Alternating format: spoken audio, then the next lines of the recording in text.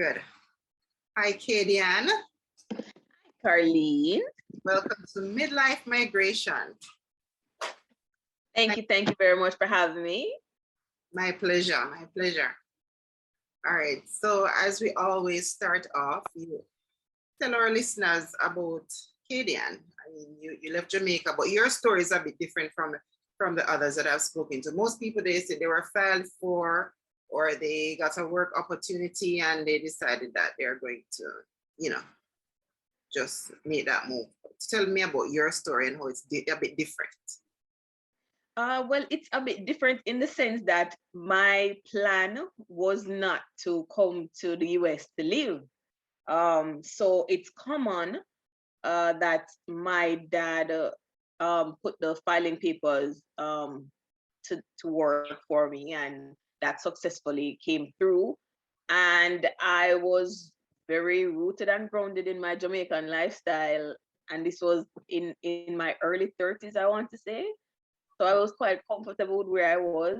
And the only lure of having that process going on and coming through successfully was to get my green card and travel back and forth as a regular Jamaican would do. So, but unfortunately, God, you know what I'm saying? Man a plan, got a wipe out. Mm-hmm. I think that's exactly what happened because for whatever reason, there was no green card coming through in the mail. So my dad had nothing to send to me.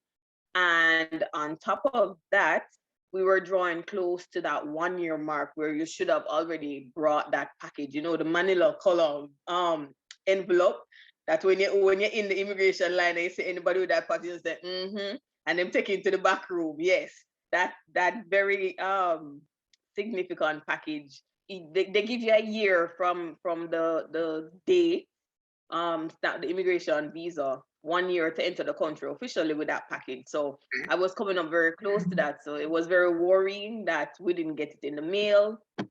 At the end, I had like maybe 4 or 6 days left on it. And I was like, okay, so this is the situation. I'm gonna have to take an extended vacation leave from work and go and look about this process. So with the couple days left before that 1 year deadline, I jumped on a flight and I landed in Fort Lauderdale.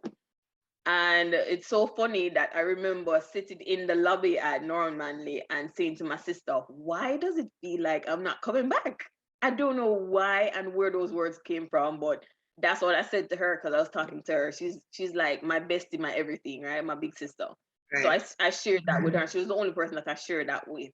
And so I came to the country. Long and short of it all, we found out that the green card actually was not printed. So if it's not printed, there was nothing coming through in the mail.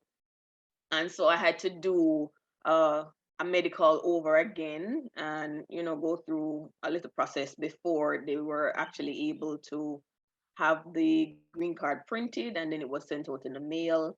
And when that came through, I said, okay, let me see what this life is going to be like. And I said, I'm going to test it out by getting a job and kind of feeling it to see, how do I feel here in the US as a resident and not a visitor? Because I'm used to being a visitor and going to Sawgrass Mall and going to, the restaurants and whatever, just vacation mode. But I said, I'm going to try it out. And I did. Not to say that the experience was something amazing and awesome that turned my mind and changed my decision from not staying. But I said, you know what, I'm gonna just go all in and stay and try and work this American dream that they publicize about coming to America, So I just changed my mind from there, and I did not come back to Jamaica to live. And that was from 2013.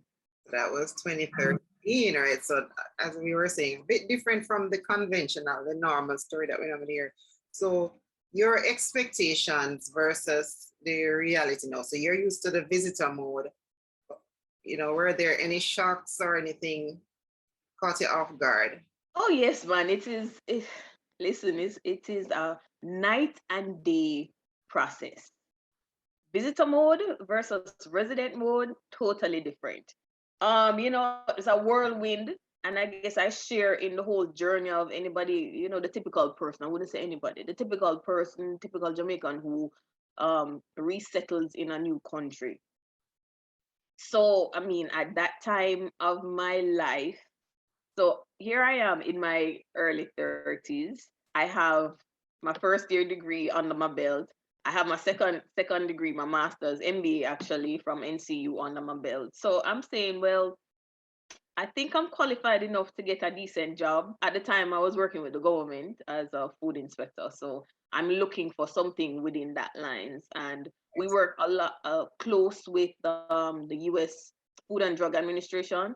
Mm-hmm. So that was my first point to say, my first source to say, okay, I'm gonna see if I can get a job with them.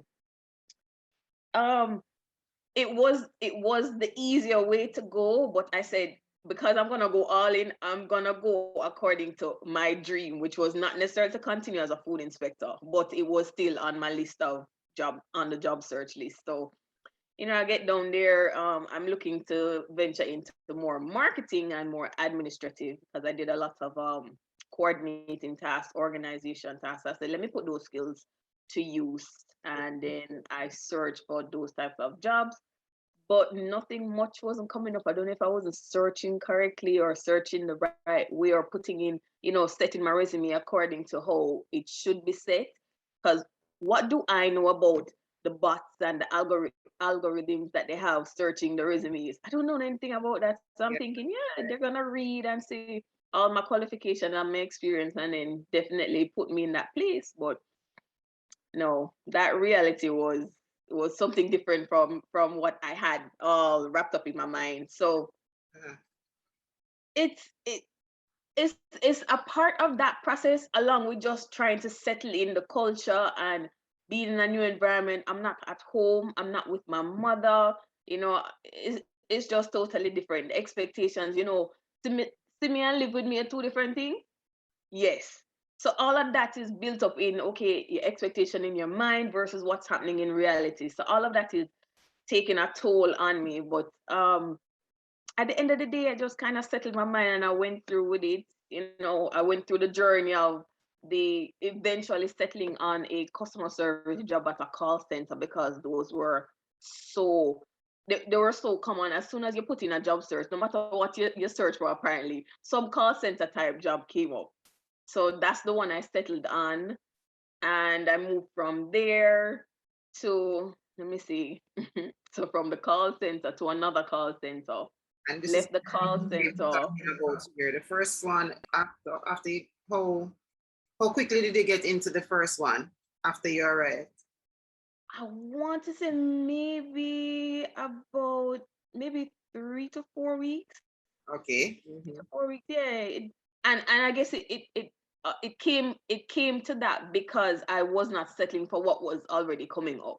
Right. So I was kind of going in searching for my ideal. And Mm. when the ideal wasn't working out, then I said I had to be practical because, you know, you're going to be here for a while. You need to be able to At least support start out yourself. here and be able to support yourself. Right. Yeah. Exactly. So I just jumped on. I had the customer service skills part from just part of my natural personality, but also those kind of skills were honed in my first degree for hospitality and tourism management. So Mhm. I had a good grasp of the customer service skills, so that was pretty good for me, and I was able to adapt to that type of job requirement. So the call center was it for a while. I spent a couple months in there. Mhm. Not something I would go back into as much as I like to talk and smile. Yeah, I've always heard that call center jobs are really taxing. As much as people think you're sitting and just talking and smiling, I hear that it's very taxing. But Yeah, yeah. able After a to, day with some of those clients, when you come home, you don't want to talk. yeah, right. So you were able to learn the customer service skills there, but then what was the next move after that? Because you had something in your mind that you really wanted to. Oh Um, yes, yes. From even before I landed in the US, I always knew that I wanted to be my own boss. I just didn't know what area exactly. So I always had that at the back of my mind. But just to be practical, you needed something to support you and put clothes on your back and a roof over your head. mhm. So from the call center, which that was a seasonal job, I left there and I got another seasonal job. I think it was at another call center. I actually I got the job, but I did not take it. I can't remember what exactly the job was after that, but Uh-huh. I didn't take it. I know I ended up at a one of these jobs where if you are ever frequent in one of those wholesale membership clubs like a BJ's or Costco, you will pass some of the booths where they're showcasing different products on sale, and Okay. they give you a little skate. They walk up to you and show you the item or have you sample it or something like that. So I Right. got employed with one of those, and I love trade shows. Love to go to trade shows back home. So that was kind of part of my pull towards that. But as I tell you, the reality is again hit you based on your expectations. So I'm thinking this is gonna be a glamorous kind of thing. You talk to people and whatever, but it's really sales driven. So Right. you only and there is no base. So you're really only earning on commission. So you don't sell, then you don't get paid. I don't know nothing about that concept back home. So this is just all new and just blasting me in the face. So I am not the pushy, hard sales type person. I'm more build a relationship with you over time. You get to know me, and if you want. So I'm just like, oh, if you want, okay, fine. But no, the requirement of this job was to convince you so I much, see. almost like I'm pushing it on you. Right. That's not my approach. That's not my type of way of doing things. So of course that didn't last long. So how did that affect you? And what was the home situation like along the same, while all that was going on, what was the situation like at home and so on?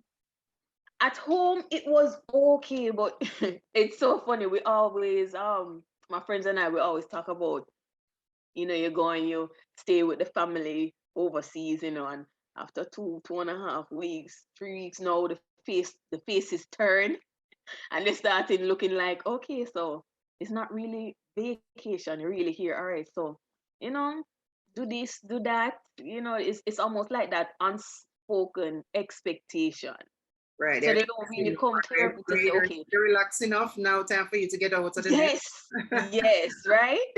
You kind of get that vibe in the house, and it wasn't too much like that, but it was like, okay, so yeah, so what are your plans? What you plan to do and whatever. So Mhm. from the get go, as I say, I had that mindset that listen, I need to tie down a job that can support me and help me to find my own place, put a roof over my head. So even though the home situation was kind of okay, as I say, the turn was coming now where, all right, you're here and you're all regular now, no more visitor mode. Right. So Mhm. it wasn't toxic, it wasn't pressuring, but it was more pressuring on my side to say, let me be able to achieve this for myself so I can step out as opposed to being put out. So Understand. it didn't come to a put out situation, but the agreement was for a temporary basis and I was working up to that deadline, and I really didn't have all of the resources that I needed to kind of step out on my own. Mhm. But the deadline was coming up, so I really had to just make a move, and that's what I did. Was it a situation where, or they were just asking what your plans were, or you had people around you who would say, okay, this is somewhere you could check for this, and as in they were resourceful and helped you in. Yeah, again, the expectations did not match the reality. So in my mind, I'm saying, okay, so my family would probably know the area, know the runnings and the dealings of how you would get settled and do your own thing. Mhm. Lo and behold, it was actually someone that I met, a stranger that I met, that kind of showed me the ropes of getting around on the road and how to look for places and stuff like that. So while I expected it to come from the family side, it really came from a stranger's side. So Mhm. I mean, at the end of the day, your family can only show you what they know. So I guess if it's not within their way of life, then it's not something that they can share with you who is now settling for the first time or trying to get up on your feet for the first time. So I didn't hold it so much against them, but it's the expectation that was there that was probably disappointing for me because it didn't match the reality. Right. So your bestie, your sister now, what was the relationship during all of this between you and your sister? You guys are very close. Oh yes, yes. Like we talked almost every day, And, I'm just sharing with her my experiences that I'm going through and my plans and, how close I can get to actually achieving my plans. So, of course, she was there supporting me emotionally. And, if she needed, she would support me financially as well. So she was always there for me, always. Wonderful, wonderful. All right, but the Kadiann, no, that was laser focused on her goals. What was the next step? So you decided in your mind you always wanted to do your own business, you said. So what were the steps then you decided this is when you're gonna start to move toward that? All right, so jumping those couple of jobs in between, because now I'm going on the interviews, so I'm taking the bus, I'm walking, so I'm learning about the area. Ventured out to my library, because that was I think in the package that they gave us, that was one of the places that they told you should familiarize yourself with, like the local library. So I Right. used that to help me with job searches and reading books and stuff like that, to kind of get a little bit more information on where I was. So with going on the job hunts and the interviews, you're learning the bus routes, you're learning what places are close to you, because even though even though Florida is big, it's a reason why everybody has a car. It's a reason why you'll pass houses that have 4 or 6 cars parked outside, because the places seem close, but they're not. So you definitely need a car. And the bus, the transportation, while we live what they call in a first world country, I would not deem the transportation as first world type, because I have waited probably just the same in Jamaica for a bus as I have done here in the US. Yeah, I've been to Florida and yeah, it's best, everybody says that it's best if you have your car. As It opposed to is. like a New York where you have a regular buses, regular. Exactly. And then For when New I tell York, you and about like this I lived in London for 2 years, so jumping on the sub was next to was nothing. So you really right. didn't really need a car. And then when But they tell here you in north, Florida, go yes. north, Kadiann or go south, I'm like, what? Where where's that? And that was part of the culture. That was part of the culture shock too, because Right. what you telling me, all I know is from where I live in Rollington Town back in Jamaica. Uptown includes Crossroads, Half a Tree, and you go up to Constant Spring. Right. Downtown includes below Crossroads. So Right. I know that direction. But you come here and you tell me, okay, so where are you, ma'am? Um, I'm at X. Okay, so we're at the northeast end of X, Y, and Z Crossroads. And I'm like, okay, I don't know where that is. I don't even know north from where I'm standing. But Exactly. over time, you learn these positions because you have to, right? You have to reach at these interviews at a decent time. You don't want to be on time, you want to be early. So Right. you have to get used to the positioning and how the location. So Mhm. again, doing the job hunts, learning my area, moving from job to job, because no, with my mindset of my expectation of what this job was, and then I get into the job and then the reality is totally different. Then I kick in again. I say, okay, this is not what I want. I need to go back to the drawing board and reprogram how I'm getting to my end goal. Mhm. So after those couple of odds and end jobs, I finally land like a decent job, I would call it, more of like the corporate type job, which was at a large car rental company. Mhm. So here it's more structured, and I have an idea that yes, after I get through this particular program, I'm gonna be earning my 6 figures, and being able to travel back and forth to Jamaica, and all these things I have worked up in my mind. Okay, again, the expectation versus reality did not match up. So I'm Wow. in the job, realizing that, okay, so a part of this job and how you move up to the next level is based on sales. We're back at the direct sales again. Sales, yeah. Kadiann does not love direct sales. I'm not the pushy type. I'm not gonna push the insurance of the renting the car on you. No, I'm gonna explain to you the situation, and you might even think that I'm trying to tell you, don't get it. You don't really need it if you have insurance. Just it's not coming across. But I mean, I tried my best. I built my relationship, because I tell you, the customer service is second nature to me. So that was Right. easy, Yeah. right? It's the sales part. No, we have to push, and you add up to your quota, and those quotas over time qualifies you for moving to the next level and the next round. So of course, there are people coming in with me in a bachelor group that I started with. There are people coming after and they're moving on and I'm still stuck. And I'm like, okay, this is not progressive, Kadiann. This is not what I had in mind. And I'm moving at a slower pace, getting to my goals. So reprogram again.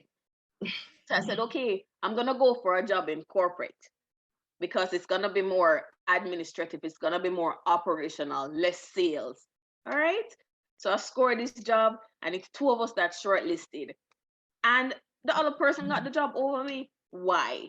I hear that the person has more of the marketing skills that they are looking for, and it would be more suitable for that person to help them in the department. So these skills by you. This time it's social media management skills and the graphic design. And I'm like, okay, yeah, I know of those, but I really don't have those skills. So even though you have the degree, you know, my master's was in major in entrepreneurship and a minor in marketing. Okay. But I don't have the skills. So you can't just lean up on the degree itself. You have some hardcore skills that you can be able to maneuver yourself in and on the job and off the job. And that's what that person got the edge over me. So again, you know, this is me back to the drawing board, reprogramming. All right, so no, I have to add the skills to it. So it's not just, you know, moving my little Jamaican-ness up the ladder. I have to come with the real game and the hustle, you know, bring back that hard hustle of the Jamaican. So this is where now the onslaught of me getting into my business, my entrepreneurial skills now, because when they come here, you know, they make a lot of jokes about, oh, how many jobs you have? Oh, so you're Jamaican. Yeah, because, you know, Yes, you find yourself being creative. What was that? I hear that time and time again. Yes, because it's true. This is how we adapt to the system and the newness of this place that we find ourselves in. So, you know, I reprogram myself and I said, all right, how am I gonna get these skills? I don't have the money to go in an in-person class. So, you know, this is where I started gravitating towards people on social media that were talking about these areas and, you know, dropping the free gems here and there, and they would direct you to resources where you could learn for free. So I started building that up and building up my resume. So of course, the car rental place didn't work out for me. I didn't get the job at corporate. So I'm like, okay, it's time for me to move on. And I left that job a couple months before I actually was planning to get married. So I think I left the job maybe around August, September, thereabouts. And I was due to come back to Jamaica the December to get married. And I got a part-time job before, working in a warehouse where I could just deal with in terms of managing inventory, putting the packages together. A courier would come and pick it up and then they'll ship it out to the client. So I worked that until December. I went home, got married, came back, and I said, all right, hustle again. It was back to the part-time, but now I had to get into another part-time because, of course, you have to support yourself, the roof over your head, you know, your bus fare and all of these things. At this time, I wasn't taking the bus anymore. So from the car rental, I had worked myself up to actually owning a car because they had like an employee discount of how to get a car. So before that, I was actually renting a car for a year, not very cheap. But that's how I got around. That's how I got to work. You know, it's a whole host of things, how you learn about credit card and why you shouldn't max out your credit card. I mean, I have stories on top of stories. But you know, the entrepreneurial spirit just kept coming up because now I had to be creative in terms of how am I gonna support myself. So it landed me into driving for Uber. And this is where I learned about being the 1099, the independent contractor versus being the regular employee, which is what you call a W-2. Okay. So this is me now being my own boss, actually being my own boss, driving Uber. So that's where it kind of started. Okay, so I tell a story, something else. So now you land in Uber now and entrepreneurs bug biting you even more. So how long did you do that for? I did Uber for maybe 6 months, 6.5 months. And while I was driving for Uber, I was still on the job search because I'm like, I have to land this particular job. I'm looking for an administrative type of office oriented job. So I kept looking and I finally found one with a client, which it was almost like by buck-ups, as they would say in Jamaica. Um, because I wasn't actually looking for that particular type of job, but it just came up on the search and I clicked into it. Mm-hmm. And the requirements was like, oh yeah, I can do that. I can do that. So I sent in the resume. Funny enough, it was on Thumbtack. I don't know if you've heard of Thumbtack. It's a platform where I would say freelancers can go on and list their services, and then clients looking for those services can be connected with them. Oh, interesting. Uh-huh. Yes. So Thumbtack is like, it was like a Fiverr. I didn't know about Fiverr at that time, but Thumbtack was the one that I Fiverr, signed up for. I know Fiverr, but I don't know Thumbtack. But that's Yeah, Thumbtack is one. uh-huh. So and I got to Thumbtack through, one of those resources that those social media persons I was following would talk about. So I went on there, set up my profile and said, yes, I can type. I got that skill. Yes, I can organize. I have that skill. Email, calendar management. Yeah, I have that skill. So I built a whole host of skills on that platform. And so this particular client was looking for a personal assistant slash admin assistant, and the job requirements. I'm like, yeah, I can do that. So I sent in the resume and I got a call followed up by an interview. And it was so funny that it actually has such a great and rich Jamaican culture to this organization that I was hoping to find. I didn't want to go back into the raw American culture. I wanted to be closer to something that I could relate to. So Mm-hmm. God answered my prayers, and I aligned with these clients. I call them clients, but they're really more like family because I'm still with them even to this day. Nice. So from that, I saw it's actually, the founder is actually a Casey old boy. Hmm. And yeah, and he passed on and his son is running it now. They have multiple offices, but the Jamaican culture there is so rich. It reminds me of a Grace Kennedy kind of culture. That's how they look after the people. Nice, nice. All So right. so it was in this scene how they run business, and they're very entrepreneurial. All of them have their own businesses and they're all there as 1099, like independent contractors coming together and forming this business that offers services to other persons. So I learned a lot from those players, and that kind of encouraged me now to officially register my business and start. Sorry, that's my baby in the background. Register my business and really start actively participating in what is this journey of being my own boss. What does that look like? And that birthed my company now called Mastermind Small Business Solutions Inc. All right. So Kadiann, the mastermind, finally launched her business. Yes. All right. So how was that in the early stages? Because we know when you have a fledgling company, it can be challenging too. So how did that go in the outset? It was a little bit challenging because here I am working for clients as a 1099 contractor. So a part of that allows you that flexibility where you're not bound by a schedule, you're not bound as the regular employee or W2 employee. So and then I had that support to say go ahead and be entrepreneurial even outside of that entity. So it's the learning stages, and I'm learning how to form the business officially. I'm learning how to be compliant with the state and the city. You have to get your EIN number.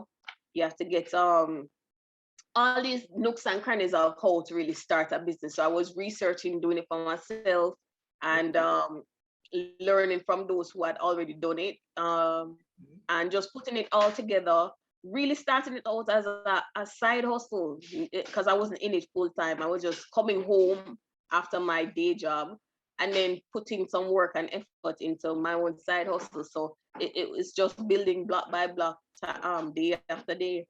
So what is the EI number? That is something like So the EIN number I would equate to your TRN number okay. for as an individual private citizen in Jamaica, but I'm not sure if a business in Jamaica has a TRN. They have a tax ID number, possibly. Uh-huh. So that is what the EIN number, which stands for employer, I think it's employer in, I don't remember what it stands for, but that number I think means that you're operating as a business entity. So the EIN number is to the business what the social security is to the individual right. citizen. I think employee identification number, I think. Employee identification number, yes. I know it's coming. I think I read something about that recently, right? So And it's an easy process. It's an easy process. I'm actually in the process now of working on an ebook to help people to go about formulating their companies. Depending on what structure you choose, and just giving you those steps, those things that will make you compliant to say, hey, I'm officially a business operating in the US. okay, good, wonderful. So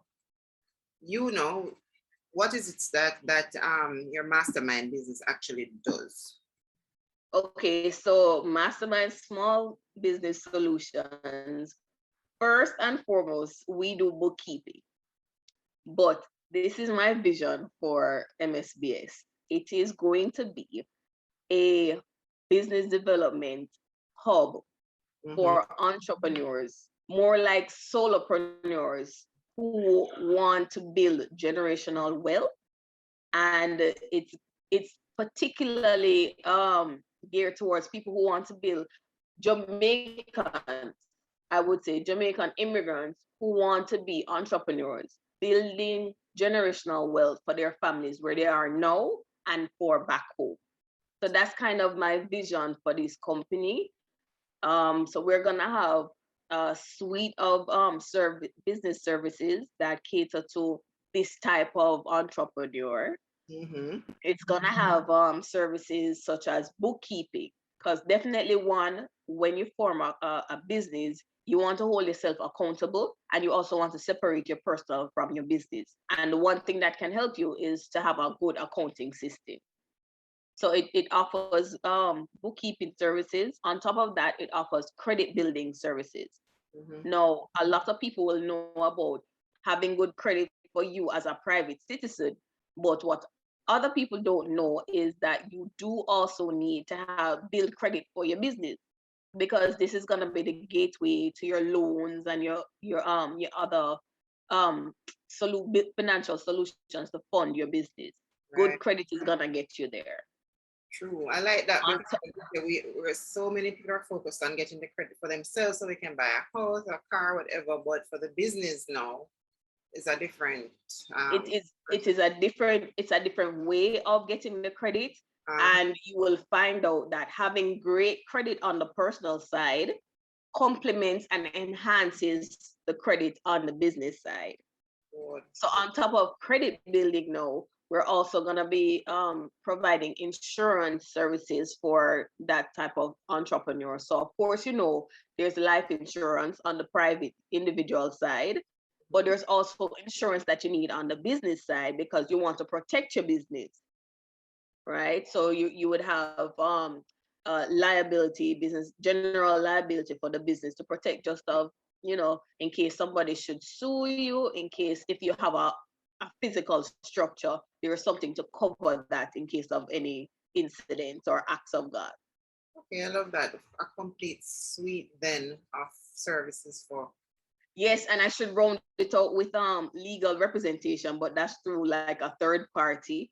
So this particular service would be more of like it's a more affordable, reachable solution for legal representation. So it's basically having access to a lawyer with or having access to legal representation via a subscription. So as opposed to putting down a large amount of money for a retainer fee for a lawyer, what you can do, that there are certain legal services that you would need as a business person and even as a private citizen, you can get it by a subscription, a monthly subscription. So it brings legal representation much closer to more people. Love it. All right, and I noticed on your Instagram you talk a lot about credit building, and so you're very knowledgeable about that. How important is it? We know it's important, but the reason you actually went into helping people with that. It's very important. And in my opinion, it's like it's it's more like breathing air. That's how important I think it is, because say the general, the so America is advertised that come and make your dreams come true here. Mm-hmm.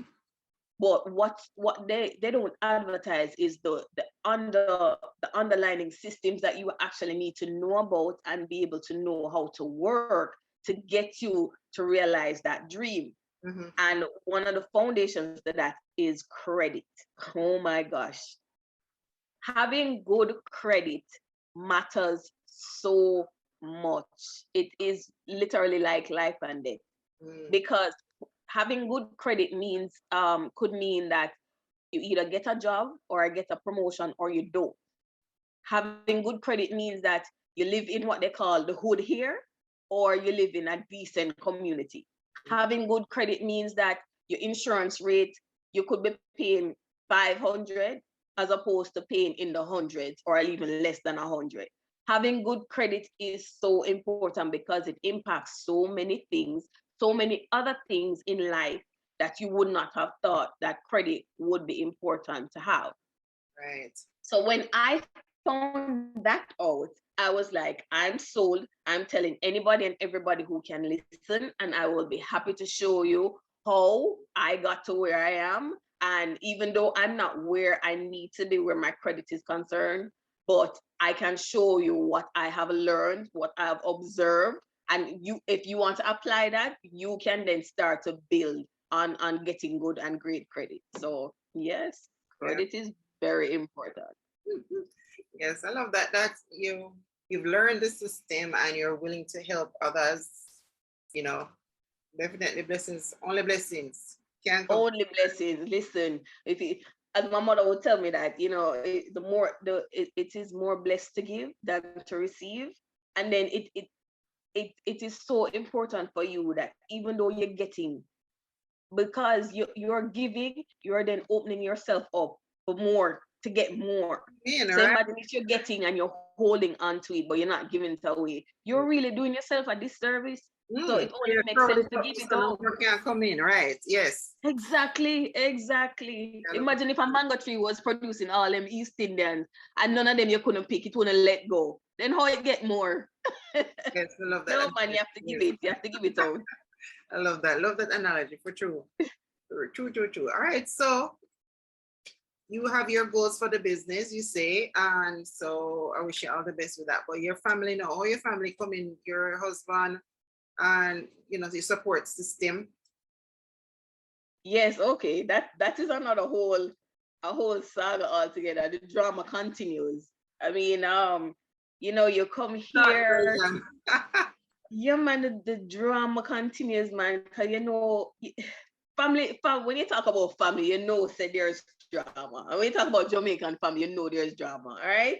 So, went back to Jamaica, got married, came back home. So I was living here. He's living in Jamaica, and we're doing this to and fro. He's visiting me more because, of course, it's cheaper to come to the US. I'm visiting when I can. And we're doing that that dance for so many years.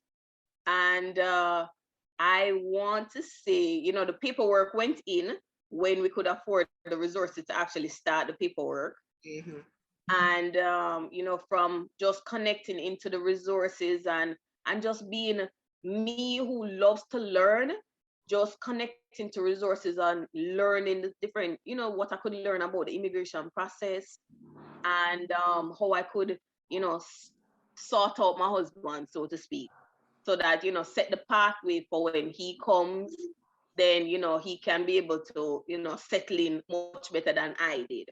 Right. So he comes over, and I learned only about this through a Caribbean newspaper of the process where while I was on a green card, that they had passed a certain rule that if you're a green card holder, there is a way where either your child or your spouse could come and they could continue the immigration process while they're here, as opposed to no, you wait, the person is in Jamaica and they're waiting for that interview date at the embassy. And then apply. So that is actually how I got him here, as opposed to waiting. And I'm so glad I did, because COVID hit, and you know, COVID turned the world upside down 2 times. Yes. So yeah, so plugging into those resources and finding a lawyer through my friend, working up those resources to pay the lawyer and get the process started. He comes here and we go through this long process. You know, of course, the delay is like, immigration process is synonymous with delay. So on top of that, you know, administration change, there is a further delay. It was just a lot. And in the middle of that, I became pregnant. And so the urgency to have him fully sorted out, you know, to get his working papers, which would be his work permits, his social security, you know, it was work. It was work and a lot of prayers. So as I said, the drama is wrapped up in all of that. I can't even give you the details, but you just know that there's drama there. So he comes, we get through that part. I want to tell you, it's actually, I believe February 2020 was when we got all that work, the social security and the work permit worked out. Wow. And so we do that. That's February 2020. I give birth in April 1, 2020. So I'm 1099. So, you know, there's no maternity leave, there's no paid. So you don't work, you don't get paid. So, you know, it's hope and prayers and fasting, you know, just to support us. This party of 2 that now becomes party of 3. Then on top of it, my husband has his child, which was on the paperwork, and she comes over as well without waiting to get the date at the interview. So now party of 3 becomes party of 4. And this is all happening while COVID and all the consequences of COVID is going on. And then I think my bonus daughter, as I call her, my bonus daughter, her paperwork just came through earlier this year. They literally just came from Jamaica. This would have been her first trip back to Jamaica since she came here. Oh, wow. And yeah, party of 4 is just over here, what I have now termed as the Jamaican dream, because now it's no longer the American dream for me. It's my Jamaican spin on the American dream. And it's all that I have learned, you know, all that I have learned, all that I have experienced, you know, trying to translate it into lessons for my husband, how he will operate, and lessons for my bonus daughter, how she will operate, and group with all those experiences. That's gonna be lessons for, you know, my 18-month-old daughter, how she's gonna operate. So it's all about, you know, this journey and my aim of really building generational wealth and what it means. And I didn't know about this word while I was in Jamaica. I just know that, yeah, you go to work, you make some money, you get NHT benefit, you get a house. Right. You know, you go through the credit union, you get a car. You know, that was my wealth plan, I guess. But Right. it's a different ball game. There's so much more to it. So much more to it. And I see myself as a life student. So I'm just constantly learning. I'm so obsessed with new things. Love to learn. Love it. So it's just a combination of all these experiences that's building me as an individual and building me as an entrepreneur. Awesome, Kadiann. You have the mindset to be successful, and you will be. And you know, being the type of person you want to be for your daughter and your bonus daughter. And Yes. you know, I really I'm really impressed and in awe. So, you know, really inspired too. Yes, it's a journey. It's a journey. You have to embrace it. Like the jump to come to this new country for whatever reason, you know, you might have in your mind why you want to come to America or anywhere else that the Jamaicans normally settle. But you must have a reason and you have a goal in mind. But there's so much to it to get to that goal that if you don't open yourself up to the journey and you think the first couple of obstacles that you face, boy, I'm just gonna go back home and just call it a day. Right. No, then how are you gonna realize that true dream? And remember, your mind and your concept of your dream is so minuscule compared to what God has planned for you. So you have to open yourself up to really actualize what is it that is waiting there for you. And you just have to overcome, man. You just have to overcome. I absolutely love it. Love it. So that is the encouragement you would give to somebody who is planning to make a move, and maybe apprehensive, tentative, afraid, whatever. Keep your mind on your goal with a plan. Just be determined. Yes, and I particularly put down these 4 points. So bear with me, they're not long, No but problem. they're very, very to the point that I wanted to say. If you take away nothing else from our conversation, just bear in mind this, right? So you definitely you need to have a plan or a goal, and you need to work that plan and work that goal, because it's very easy for us to become complacent, but constantly have that goal, and it's so good. It might sound like a cliche, but these things work. Write it down. Write it down and put it somewhere where you will always be looking at it. Whether you're happy, whether you're sad, you're still seeing that goal, right? So you have to have that plan or goal, and you have to work that plan or goal. That's number 1. Number 2 is to plug in. You have to plug into resources that will educate you about things that you don't know. Plug into people that are in the space where you want to be, right? Because that is how I actually found out about that method that I could get my husband here, as opposed to still, because he would still be in Jamaica waiting now on a date that now the embassy seems to be pushing back. Nobody can get a date to sort out their immigration needs, whether if it's permanent or whatever it may be. So plug yourself into those resources that will inform you about what's going on in your surroundings, whether where you are presently or in the space where you intend to be. All right. So for me, that was my local newspaper, my local Jamaican radio station.